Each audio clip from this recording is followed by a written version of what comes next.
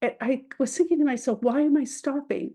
Is my ankle hurting? I had never, after surgeries, I had never walked this far before. Maybe this is too far. Maybe this is, I can't do this. And I realized, no, that's not why I'm stopping. Why I'm stopping is I'm so thrilled and filled with gratitude that I can do this. Welcome to Wild Development Studio.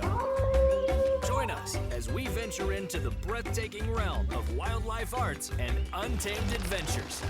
With captivating stories from the field and ideas to dive into the visual arts, we'll ignite your passion for conservation. Get ready to develop something wild. A very wild welcome. I'm your host, Lauren. Here, each person's story about their experience with nature becomes a guiding light. In the teaser, you heard Jo Giese explaining how she felt as she was beating the odds. Today, we're going to dive into her triumphant journey, returning to hike waterfalls all around the world and the benefits of being around waterfalls. Jo is an award-winning radio journalist, author, teacher, community activist, and global traveler. As a special correspondent, she was part of the Peabody Award-winning team at Marketplace. Her nonfiction has appeared in the New York Times, the Los Angeles Times, Vogue, and more. She recently published the book, Never Sit If You Can Dance, Lessons from My Mother. She's begun working on her next book project, Keep Chasing Waterfalls, a story of adventure, tragedy, and defying the odds. But thank you, Jo, for being here today. Oh, it's really my pleasure. And I have to tell you something before we kind of really begin. On your website, I was so impressed by one of the quotes that's there. And it's the quote, "We only protect what we love. We only love what we understand. And we only understand what we are taught." And that's the Jacques Cousteau quote. And the reason I identified with that so much is when I first moved to California from New York City, I would be hiking in the Santa Monica Mountains that are right behind where I live now. And the woman in the hiking group, I didn't understand this in the beginning, but the woman who had put together this hiking group, what her real mission was to save the Santa Monica Mountains from development, from encroachment. But she never said that. What she did instead is exactly the Jacques Cousteau quote. She took us hiking. She would have a hike once a week. We would all go hiking together. And of course, you would fall in love with these mountains. And then you realize, well, of course you want to save and protect this. But she wasn't preaching to us. She was just embracing us. And so anyway, I really identified with that quote. Thank you. Yeah, I absolutely agree with that because you can sit there and preach to somebody all day long, and it's not until they experience it for themselves that they fall in love with it and want to protect it, like you said. Right. Yeah. I mean, she could have launched some kind of political campaign to save the Santa Monica Mountains, but instead she just took people hiking in the mountains. That's beautiful. And speaking of hiking, you've got a book called Keep Chasing Waterfalls, and it's a story of adventure, tragedy, and defying the odds, and it has everything. How did you come about this story? Tell us a little bit more about that. Well, unfortunately, it came about because of, and that's the tragedy part of a freak accident at home. On November 28th, 2018, a day that I will never forget, I was upstairs here on the second floor of the house in my office, and it was a rainy day in Southern California, which is really unusual in November. And a friend was ringing the doorbell downstairs, and I thought, oh, she's going to get wet. I've got to go down and get her.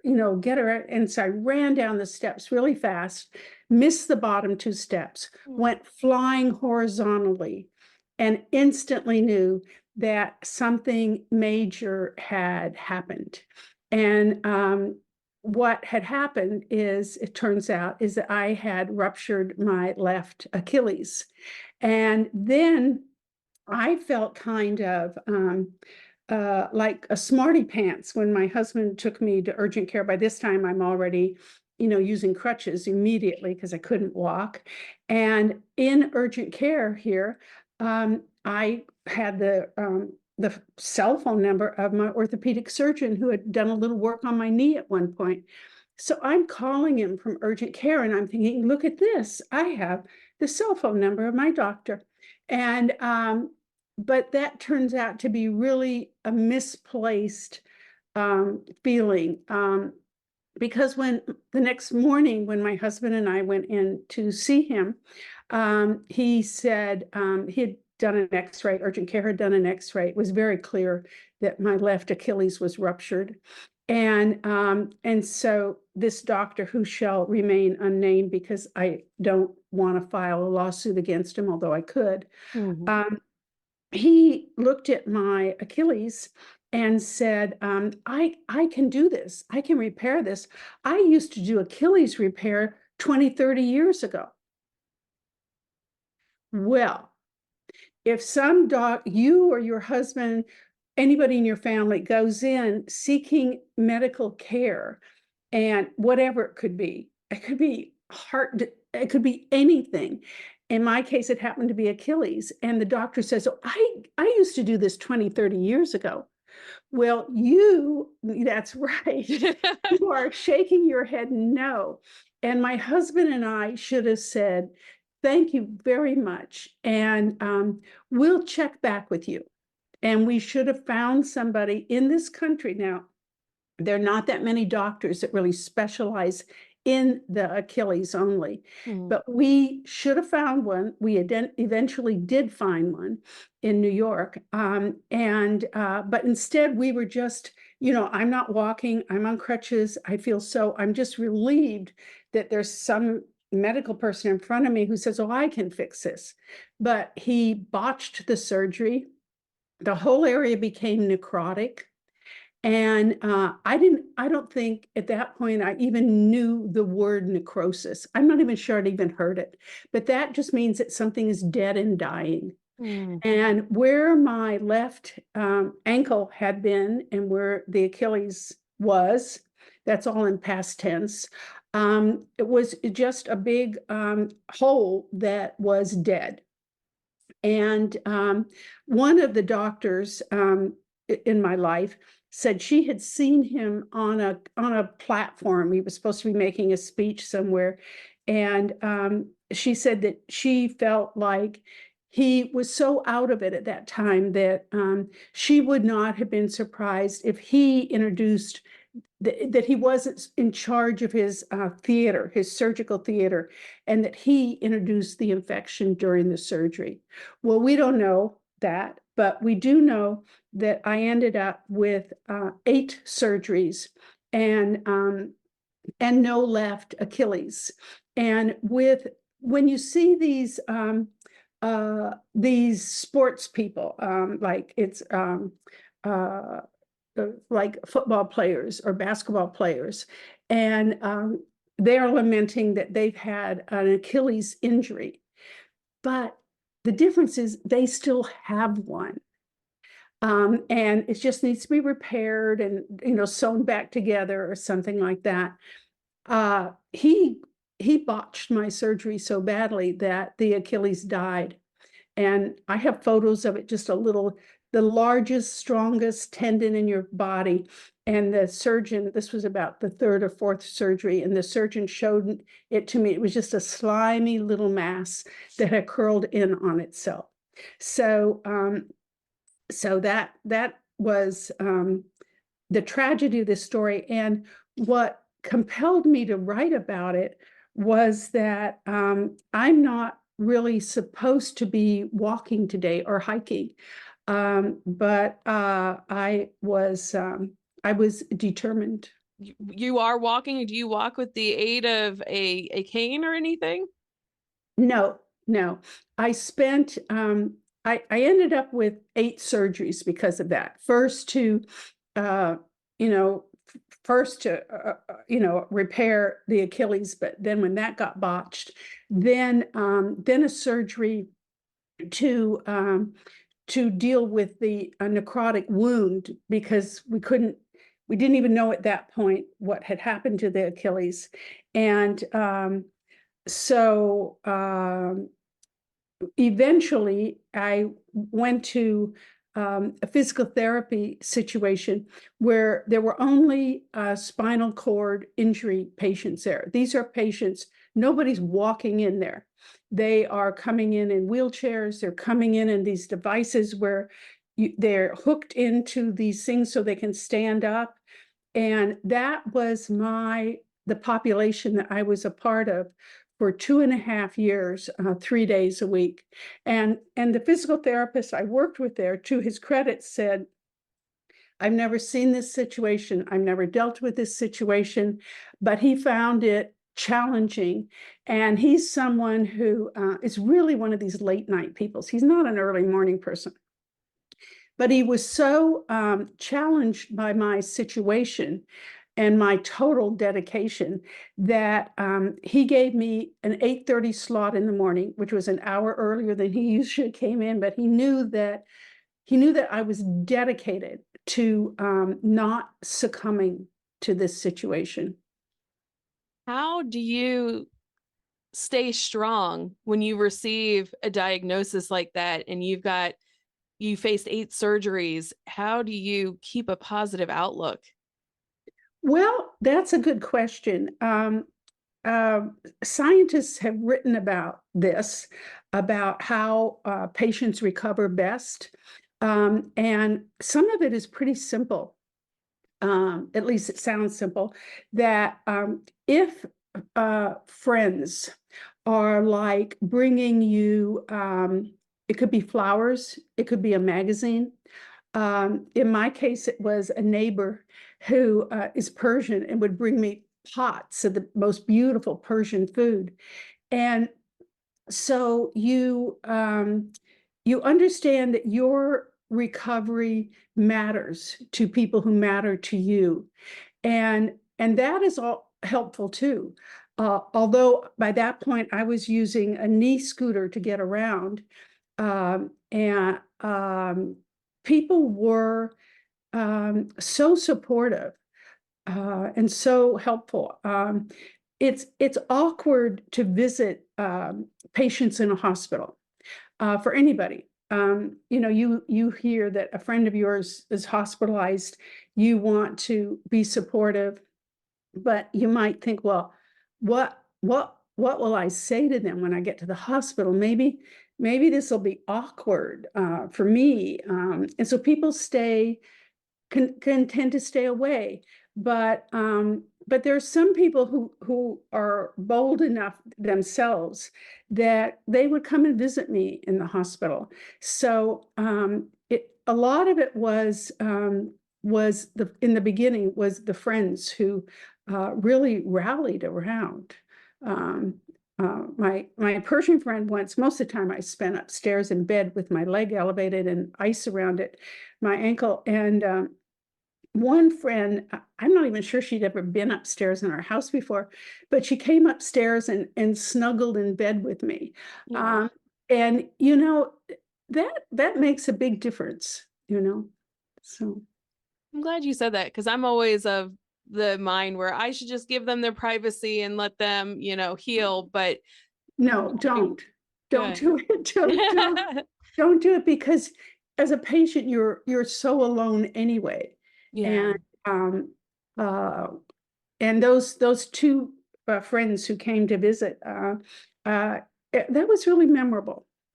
So other Good. people came too. So Good. From the time of the accident to when you were able to walk up and see a waterfall again, what was that experience like for you? oh my goodness, that is the last chapter in my book. Prior to that last chapter, when my husband and I met 15 years ago, he had the place in Montana. I had the place here in Southern California. And my first job was, after I was able to get to Montana, was to walk down our driveway. And our driveway, it turns out, I didn't know this before, has 559 steps. And so I would use my hiking poles and my favorite Oboz hiking boots. They happen to be red suede. Red is my favorite color.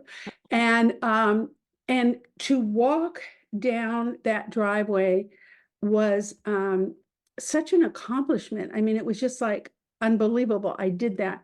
And so I thought, okay, if I can do that, maybe I can do one of my favorite hikes in Highlight in Bozeman, outside of Bozeman, to a waterfall, one of my favorite waterfalls. It's very horizontal. You know, some waterfalls are long and thin and narrow. This one is horizontal. And I thought, I'm ready to try it. And that was over 2.5 years after the accident. And I had been seeing all these professionals. I mean, not only physical therapists, but the acupuncture doctor, you name it. And if my physical therapist said, you need to add this, I mean, he said, think of yourself as the CEO of your recovery team. And so he would add all these modalities, and instead of my saying, I can't do it, I don't have the time, I did it all, and it ended up working. And so I get to that waterfall, and it was amazing. And I also, it was really interesting because it's not really a hike. It's more like a stroll. At a certain point, they actually had those blue, accessibility signs on the stroll. And I got there to the end, but on the way, this is my point, on the way, I didn't just walk straight through the way my husband and I ordinarily would be, just walk to the waterfall. You just love it so much. I kept stopping along the way, and I was thinking to myself, why am I stopping? Is my ankle hurting? I had never, after the surgeries, I had never walked this far before. Maybe this is too far. Maybe I can't do this. And I realized, no, that's not why I'm stopping. Why I'm stopping is I'm so thrilled and filled with gratitude that I can do this. And also it gave me the chance to really slow down. And one of the things I'm always encouraging people to do when they're out in the wild and out in nature is to pay attention to all of their senses. The sense of smell. What does it smell like? And when you're in the middle of a forest like that, the smell is fabulous.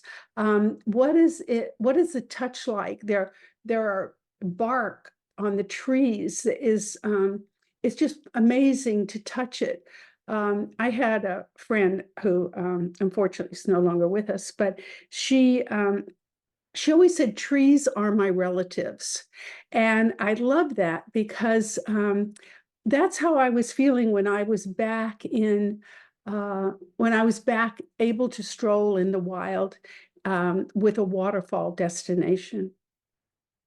It's beautiful that you were able to kind of slow down and take in and appreciate and be grateful for that walk. Oh, absolutely. Every step of the way. And at first, my husband was circling back, and he was saying, we don't have to go all the way this time, Jo. I go, oh, no. I am doing this. But, I had the proper hiking boots with a lot of traction. I had hiking poles. I don't understand why anybody hikes without hiking poles. It's good upper body exercise. So yeah, that remains a very big deal. What is it about waterfalls for you that you love? Well, that is a really good question. And it goes back to probably when I was 5 years old, growing up in Seattle. And my parents took me to see this beautiful waterfall, Snoqualmie Falls. It's just outside of Seattle. And it's a big, massive, powerful waterfall. And fortunately or unfortunately, however you feel about public amenities near waterfalls, it has all those public amenities. It's got a public bathroom. They sell postcards. It's a well-known destination, but it's just the forcefulness of the water. And then in the meantime, I've done some research, and I spoke to Dr. John Seifert. He's a professor of exercise physiology at Montana State University. And he says that waterfalls, plus the soothing rhythmic sound of waterfalls, it can lower one's heart rate and blood pressure and raise the oxycontin levels.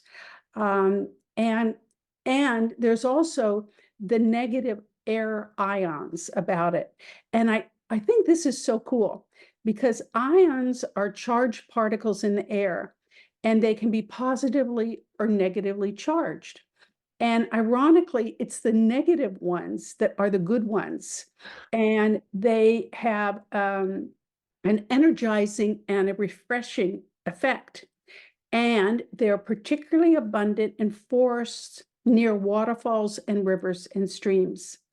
And this is so cool. The air near a waterfall can contain as much as 100,000 negative ions per cubic centimeter, while the air in your office there, where you are now and where I am, might only have as few as 100 per cubic centimeters. Wow. So it's no hyperbole why it feels so good to be near a waterfall. It's you're getting all those negative ions, and it's just refreshing. And I always think, have you ever seen when you're in the splashdown of a waterfall? I mean, if the splashdown is not a dangerous splashdown, I mean, there is a dangerous one near Big Sky where I have seen parents allow their children there, and they should not because the current is too steep. But have you ever seen families arguing near a waterfall? No, because they're so mesmerized and taken in by how refreshing it is and how good it feels and how good it makes them feel. They're not going to waste their time arguing or fighting with their parents. They're down there, waiting around in the splashdown, just having a great time. Yeah, I took my son to Niagara Falls last summer, Oh, and we did the Maid of the Mist, where you go right up to the falls on the boat, and it's like being in another world. Have you done yes. that before? Yes, but I did that. I'm so happy you brought that up. I did that, but in South America Wow. At Iguazu Falls. It's the maybe you're familiar with Iguazu. Iguazu is the longest falls across the top in the world. It's a mile and a half across the top.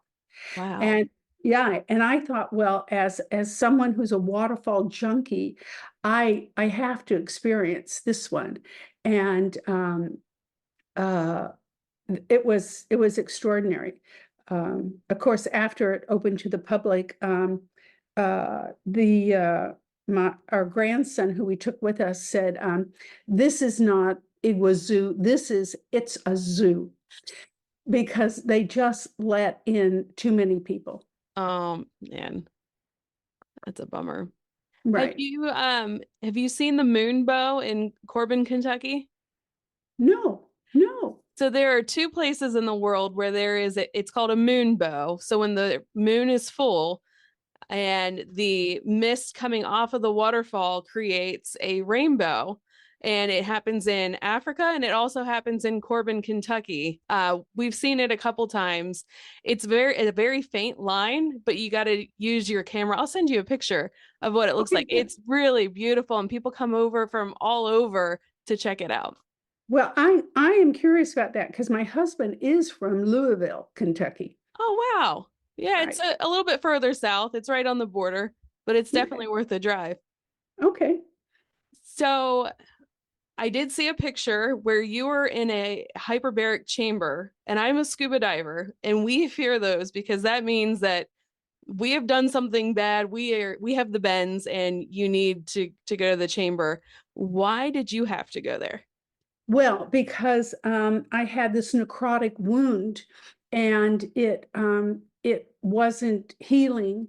And the medical thought about the hyperbaric chamber is it's particularly good for people with burns who need to heal the burn area.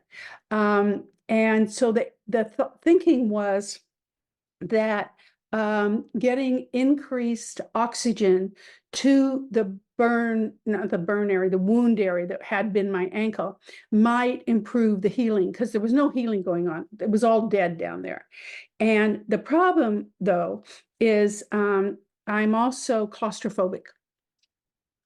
And the hyperbaric oxygen chamber I chose to go into was at UCLA, and it was big enough for 8 people. That to me seemed Oh, better than yeah.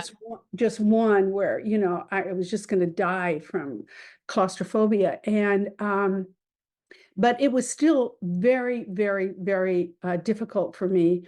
And when I was going in, there were 3 other people in the chamber with me. One woman who was very nice and held my hand most of the time. And in the beginning, the session was supposed to last 90 minutes. It actually lasted for 2 hours. And the 3 other people there had been going for multiple times, like 10 times, 20 times. And after 5 times, I said, this is too hard to do. I don't see any benefit. I don't see any improvement. Of course, you're not supposed to see any improvement after 5, but I said, I can't do it. How is this helping healing when my adrenaline is flowing so much because I'm so scared and nervous being in here, stuck in this? And I thought, what would happen if there's an earthquake in LA and I'm in that hyperbaric oxygen chamber? So after 5 times, I said, to hell with that.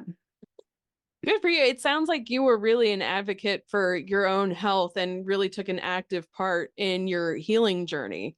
Oh, absolutely. Absolutely. I had never met anybody, and I still haven't met anyone who does not have an Achilles. These athletes who are complaining about their Achilles injuries, they still have one. Yeah, I took a very active part. That's good. We are almost out of time. Can you tell people where they can find you on your website, where they can buy your book? Well, that is a good question. My website is my name, Jo, J-O, Giese, Giese.com. And what I'm looking for right now is a publisher who wants to publish this book. I have another book out there right now, Never Sit If You Can Dance, which came out for Mother's Day, was a Amazon bestseller, has done really well. For some reason, we haven't, a publisher hasn't fallen in love with this one yet, but I'm hoping they will. Oh my gosh. I think it was the first chapter that I saw come through my email, and I'm hooked and I need to read more. It's a great story, and I'm sure the right person's gonna catch it, and it's gonna. I hope so, from your lips too. Yes, exactly. And before we go, is there one tip that you have to share with people so that they can connect to nature more? It's a piece of advice. Often you'll read tips on, even the New York Times will do this, how to safely hike alone. And as far as I'm concerned, and I've hiked all over the world, I've hiked in Africa, in New Zealand. I did the helicopter hiking in New Zealand. I've hiked in Iceland. I've hiked, and of course, all over the United States. And there is basically no way to safely hike alone. So the first thing I would say to somebody is ditch that idea, because even if you're still going to be in contact with somebody, you tell them I'm going on that trail and I'm gonna,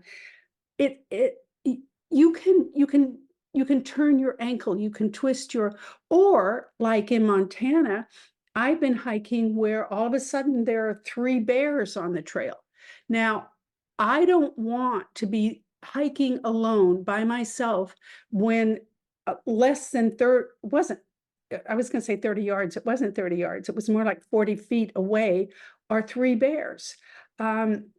It's not possible to safely hike alone. So that would be my advice for someone who wants to get into it, is find a pal and do it with someone else responsibly. That's great advice. And thank you so much for sharing your story. And until next time, get outside and develop something wild. Thanks for joining Wild Development Studio. We hope this exploration into the world of wildlife arts and adventure has sparked a desire to get outside and connect with something wild. If you have an adventure that's awe-inspiring, don't hesitate to share. Click the link in the description to submit your story to have it featured on our show or be a guest. Until next time, keep connecting to the wild and see what develops.